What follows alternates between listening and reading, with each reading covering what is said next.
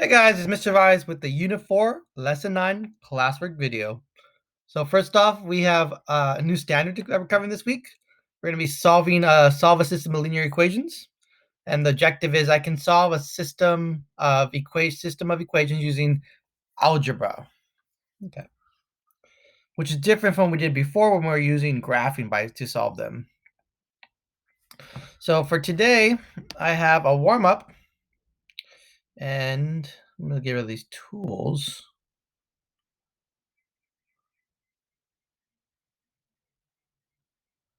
Okay. Now today I'm going to have a warm up. It's going to be you have two lines, which is a system of linear equations, a system of equations.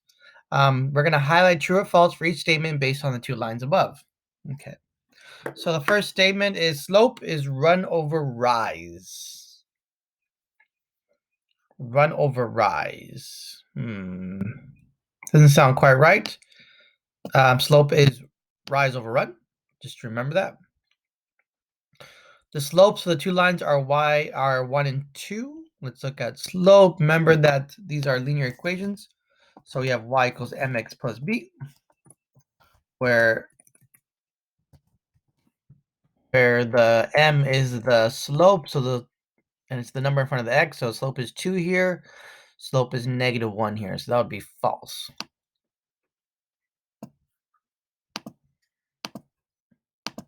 And the next statement, the slopes of two lines are -1 and 2. You can see y equals mx plus b. So here's y equals 2x plus 4. So the slope here is 2. Here's y equals negative x plus 10, which slope here would be -1. So that'd be true.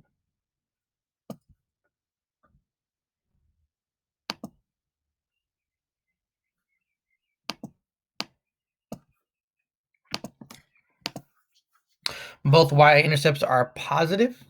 Let's look at that. This y-intercept is positive 10. This y-intercept is like around 4. So that would be true. One y-intercept is negative, another is positive. We already said that was false.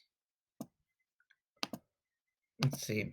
The solution for a system of linear equations is where two lines intersect. That is true. The solution is where they cross. The solution for the system of linear equation is 2, 8. Let's see where they cross. They can see they cross here at 2, 8. That is true. Okay. So make sure a couple things that we reminded of: y equals mx plus b, m is slope, b is the y-intercept, and the solution of a system of linear equations is where they cross. In this case, this one crosses at 2, 8. Okay, let's move down to the next one. Here are three system of equations graphed in the coordinate plane. Match each figure to one of the system of equations shown here. So we have a couple of equations. We want to match them to the graphs. Since we really can't count the slope, let's focus on the y-intercept here.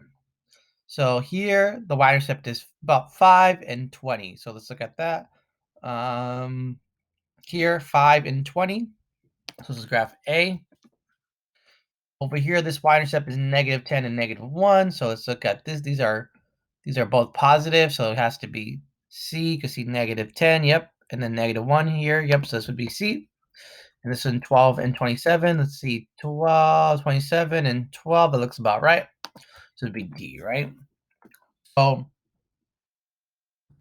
now these letter A, the solution is for letter A, the solution is in the quadrant 1, where it's going to be a positive x or a negative x. And so let's find how we could find that. The graph doesn't let you find it. I can say it's about, I don't know, between 5 and 15 maybe,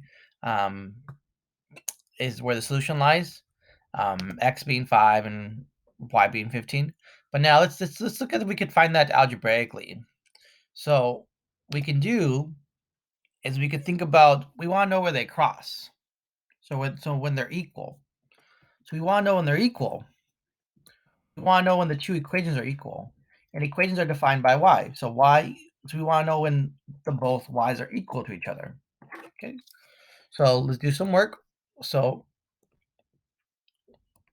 we want to know when y is equal to 3x plus 5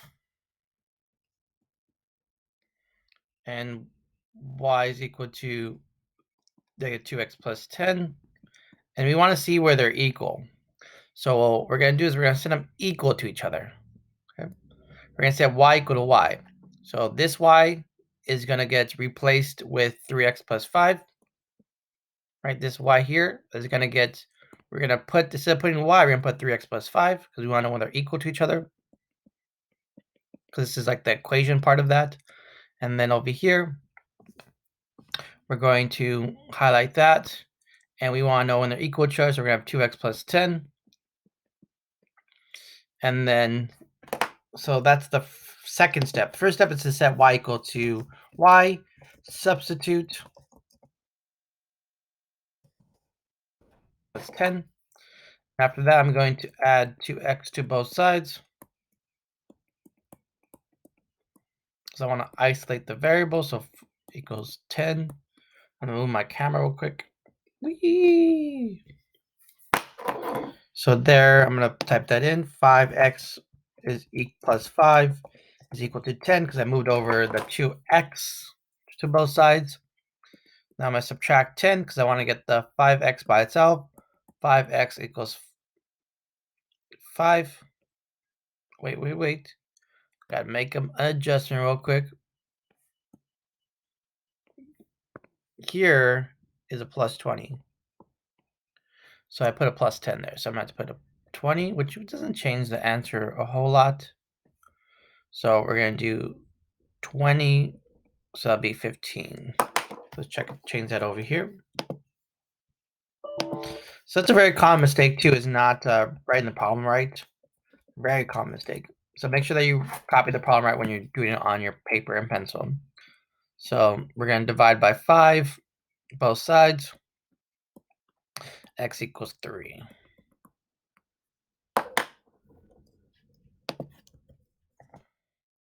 So x equals 3 in this case. So that means that these two lines cross at 3. Let's check this out. So if you look at the picture here, you can see that these two lines indeed probably cross around 3 because you can see that here's 5. So probably cross around x equals 5. So that seems like a reasonable solution for x. Okay.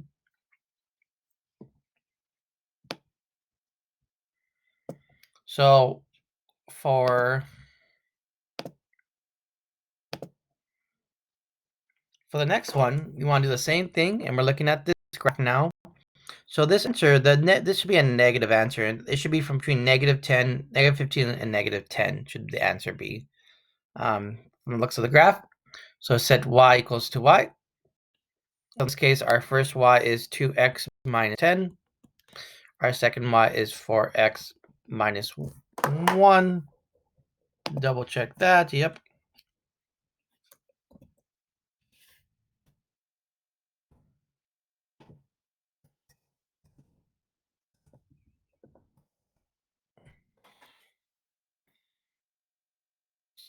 Subtract 2x on both sides. Negative 10 equals 2x minus 1. Add the 1 to both sides. So you're going to get negative 9 equals 2x. Actually, I was looking at the wrong graph. For this graph, it's letter C. So it should be between like negative 5 and 0 right here. Divide by 2. And it's going to be negative 4.5 is equal to x. So you can see that's a reasonable answer because from 5 to 0, it's between 5 to 0, and negative 4.5 is between negative 5 and 0. So that's a pretty reasonable answer. So let's write that down. So we subtracted 2 first.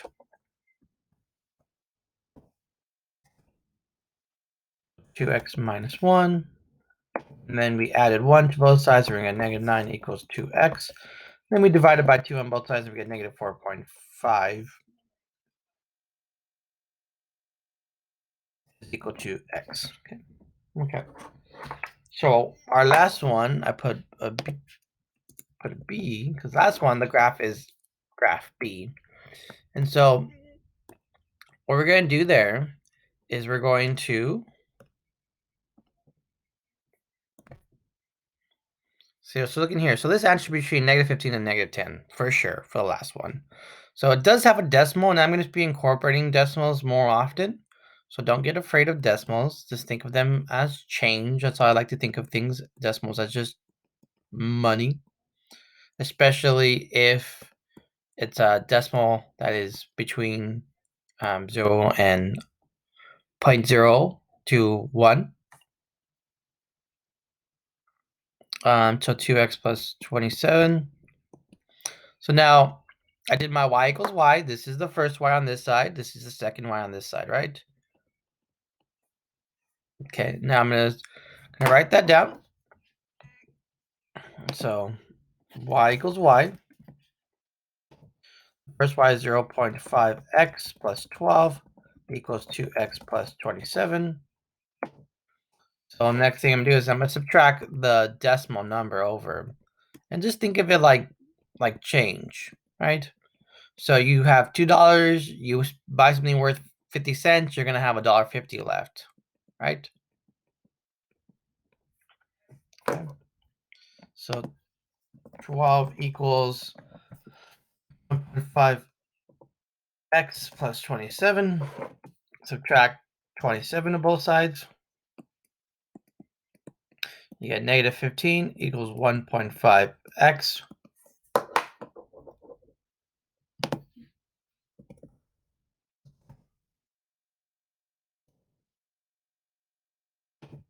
Next, you're going to divide by 1.5 on both sides, which will leave you with -10.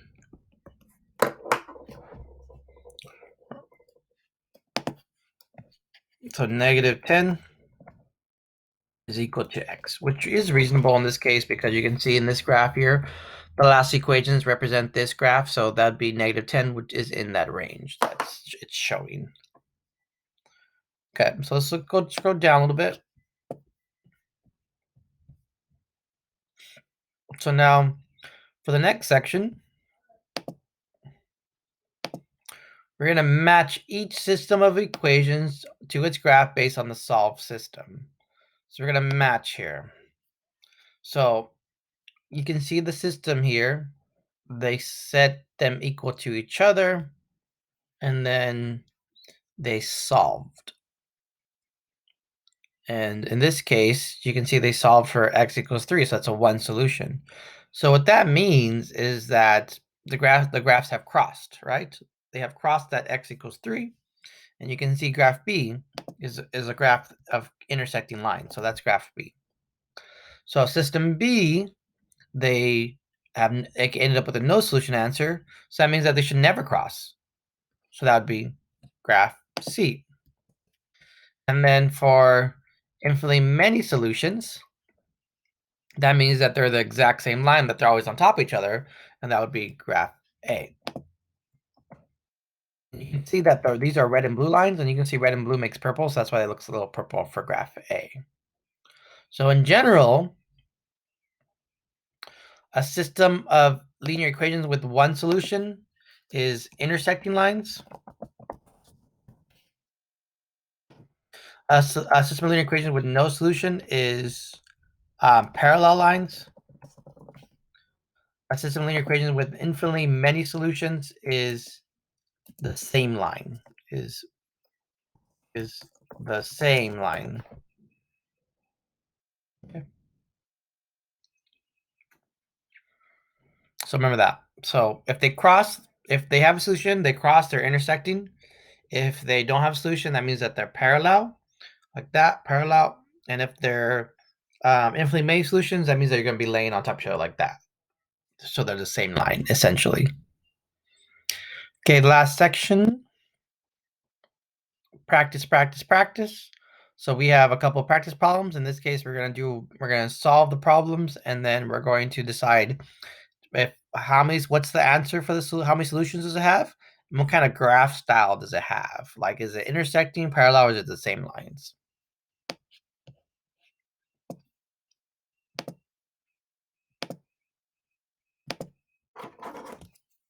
So you always start off when you're solving system linear equations by this method, you start off with y equals y. Some stuff equals some stuff. So in this case, the first sum stuff is x plus 5 is equal to negative 3x plus 30.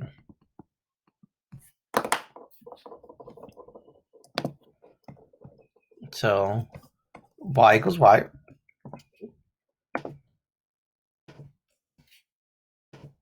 Negative 3x plus 5 is equal to negative 3x plus 30.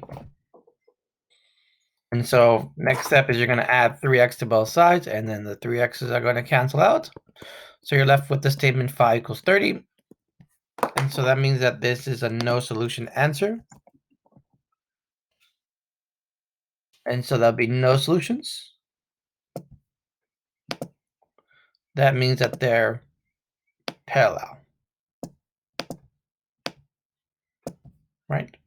If they're not, if they never cross, that means that they must be parallel. And you can see here they have the same slope. You can see here they both have the slope negative 3 and negative 3 with different y-intercepts, so they must be parallel. Okay, so now let's go to the next problem. We're still doing y equals y.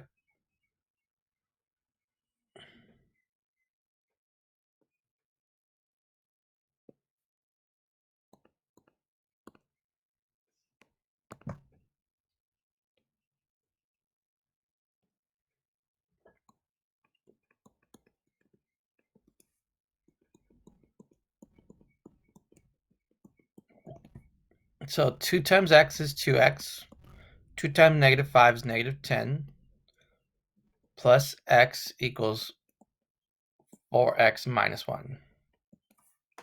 So we do y equals y, and we substitute the y.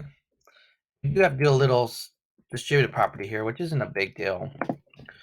We're going to do 2 times x minus 5 plus x equals 4x minus 1. So do a little distributive property, 2x, 2 times x, 2x, 2 times negative 5, negative 10, plus x equal to 4x minus 1. We're going to combine like terms here. So these two are like terms. 2x plus x is 3x minus 10, 4x minus 1. We're going to subtract over the 3x. So negative 10 equals x minus 1. And then the last step is 2. Negative 10 equals x minus 1. The last step is to add 9. Add 1 on both sides. So you're going to get negative 9 equals x. And since you're able to solve for x, that means that it's a one solution problem. And that means that these must be they must be intersecting lines.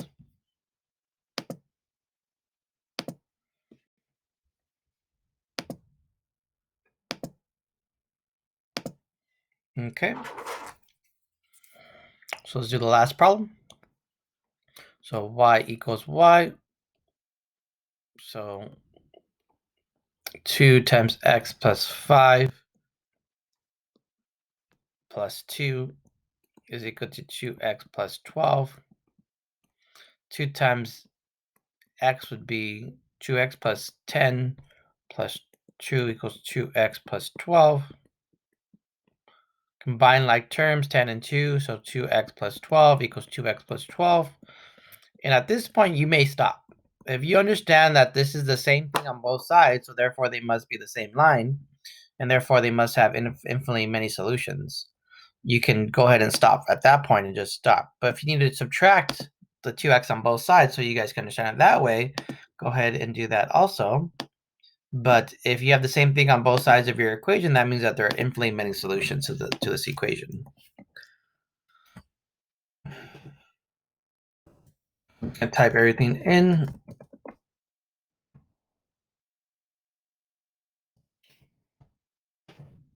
Two x plus 10 plus 2 equals 2x plus 12. So 2x plus 12 equals 2x plus 12. Like I said before, you can subtract the 2x on both sides and get 12 equals 12. Or you can understand that 2x plus 12 equals 2x plus 12, so they must be the same exact line. Okay. So just to kind of summarize the ending right here, when we're solving, sometimes it's easier to solve a system of equations without having to graph the equations, look for an intersection point.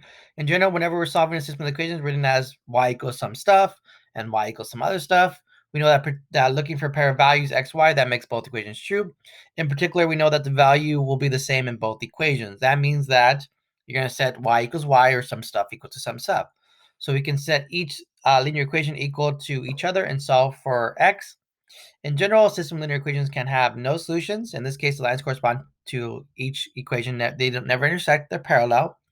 Exactly one solution, lines that correspond to each equation intersect exactly one point, and an infinite number of solutions, the graphs of two equations are the same line. Okay, guys, make sure that you're doing your homework too. Check out that video. Don't forget to subscribe, and you get notifications when I post a video, so you didn't have to wait for me to post it in the Google Classroom. And I'll see you in class. Have a good day.